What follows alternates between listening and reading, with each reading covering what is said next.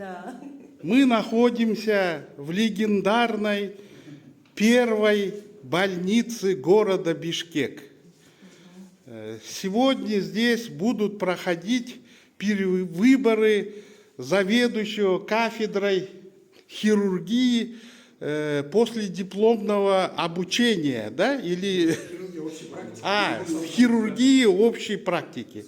Я очень рад сегодня присутствовать здесь, потому что когда я здесь был в качестве субординатора и потом 2 месяца работал в 1983-1984 году, к нам в больницу пришел молодой интерн Акылбек Мусаев. Интернатуру он проходил во 2-й больнице, я прекрасно помню. И тогда он пришел, а я-то супчик, я еще моложе. Но он тогда пришел к нам в 1-ю больницу из 2-й больницы.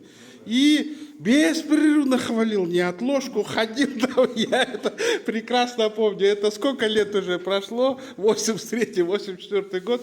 После этого товарищ Мусаев за эти годы стал выдающимся кыргызским хирургом, блестящим организатором здравоохранения, внесшим огромный вклад в медицину нашей страны.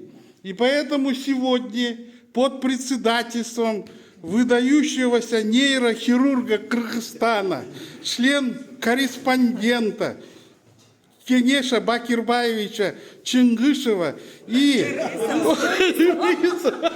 Рысова, и великолепного профессора, очень красивой, очень статной Асель Койбагаровой, мы проведем выборы нового завкафедра этой знаменитой кафедры. Вот она, все здесь сидят, у всех радостные лица и вдохновенное настроение. Всем большое спасибо.